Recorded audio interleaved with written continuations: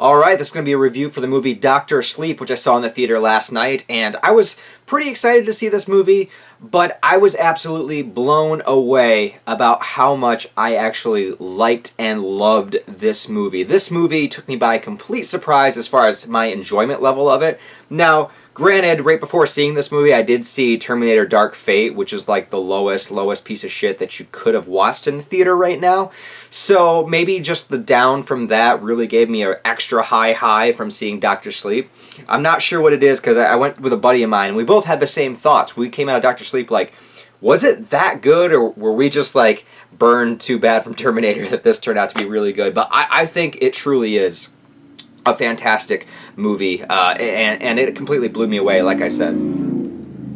Loud cars. So if you don't know, Doctor Sleep is based on the Stephen King novel of the same name, which I, admittedly so, only read about a third of the way in and never finished reading the book, and I am definitely regretting that now watching the movie, so I might do that at some point. It's a sort of sequel, spin-off, whatever you want to call it, of his novel The Shining, and of course The Shining was made into the Stanley Kubrick film in 1980. It's one of the most famous Kubrick films, one of the most famous horror films of all time. The Hotel, the Stanley Hotel is famous.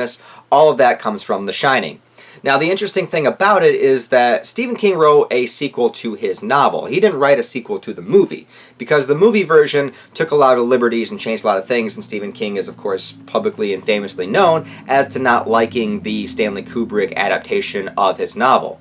So when it comes to the movie Doctor Sleep, it's curious, because are you saying that this is just an adaptation of the book, or are you saying this is a sequel slash spin-off to the Shining movie that was made by Stanley Kubrick? Well, it's kind of both. Somehow the director of this movie, Mike Flanagan I believe is his name, just miraculously was able to make this in complete continuity with the Stanley Kubrick Shining movie, as well as hit the beats and the important things of the novel that Stephen King wrote. Obviously there were still changes made and everything, because there's always changes when you're adapting a source material into a movie, but for the most part he made a successful adaptation of the book, which was a sequel to the Shining book, but also a sequel to the Shining movie, if that makes any sense at all, if you followed that, and he did a fantastic job with it. And it basically has, the main character is Danny Torrance, who of course was the little boy in the Shining movie, now as an adult and still dealing with the fact that he has this power called the Shining, or that he calls it the Shining.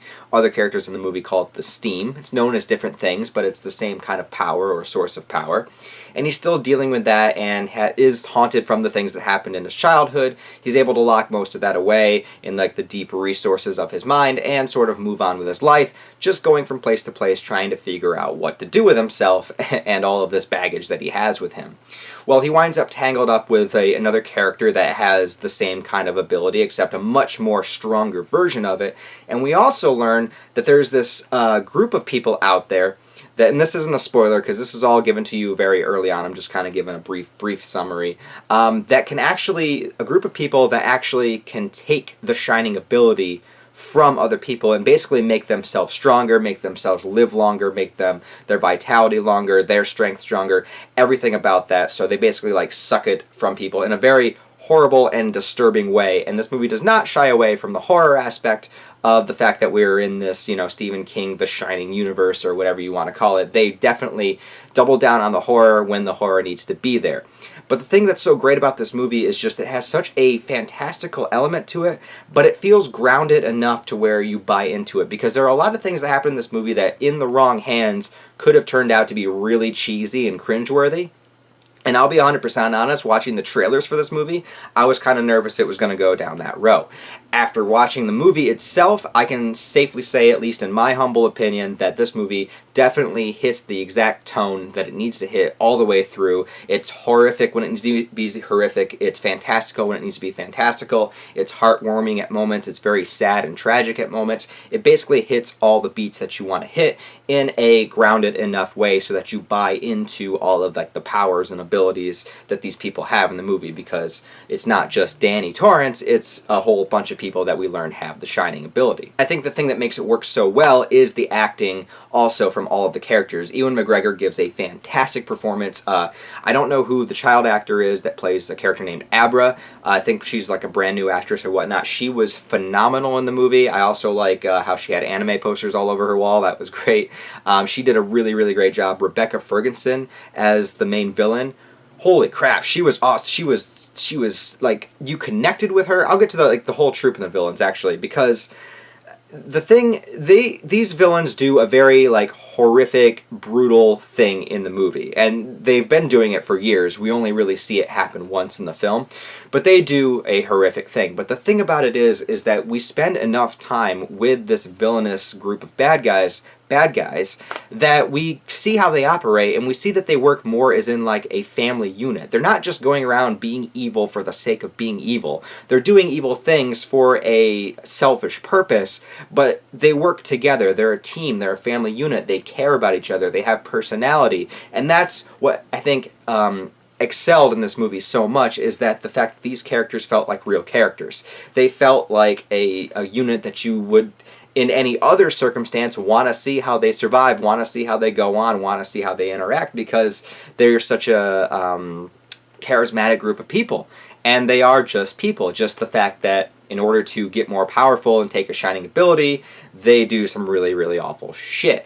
And I think that really, really helped benefit the movie, especially with Rebecca Ferguson. She was absolutely fantastic. She was sexy, she was evil, she was charismatic, she was everything that she needed to be, and I absolutely was ecstatic about it. Also, with the power system of The Shining, I'm going to call it a power system because that's basically what it is. It's left just vague enough. You know how in The Shining, it's explained, but not really. We don't know the full aspects of what it can do. It's like a psychological kind of power. It's like you're able to see other things, you're able to communicate telepathically, you're able to kind of like have like a precognition to it, some clairvoyance. It gives you a bunch of different little things. But it's never 100% explained to the point where it can't be expanded upon. And I kind of like that they leave it vague enough, they explain it enough so that you get what The Shining is, but at the same time they don't over-explain it, so when The Shining can kind of evolve and change and do more things when we go into the deeper resources of the minds of the characters and we're seeing these fantastical things happen, you just go with it because you get what the power is, even if it's not explicitly stated to you, which I thought was great. And it left so much to the imagination, it left so much to interpretation, and for me as a person that I believe in energy and the universe and everything like that, and how we can control things potentially, I believe some weird shit. And I think this movie kind of tapped into that resource of my mind too, watching it, where I was kind of like buying that, like, obviously these things are too fantastical to actually happen, but I could get where the sentiment behind the power and ability was coming from, and I like that.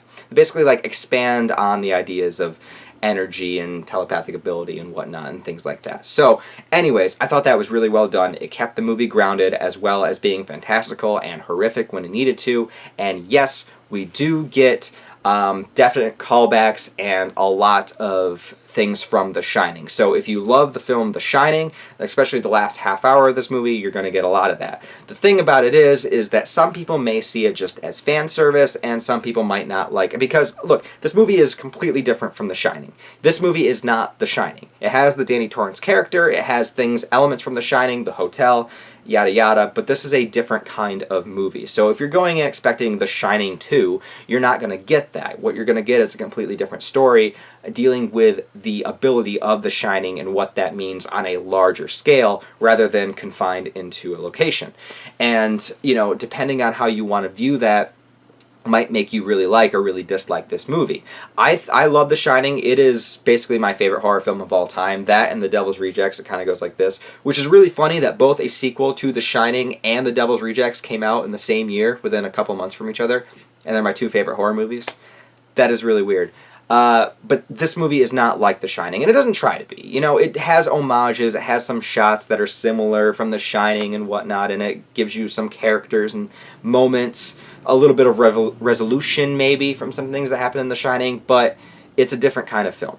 So go into it with that kind of expectation. Know that this is its own film. It stands on its own. It's a pretty long movie too, but the pace is very good. It keeps you going, keeps it moving. Has great characters all around. Like I said, the directing is really good throughout the entire movie. The music, they have music come back from The Shining, also has a good score in itself.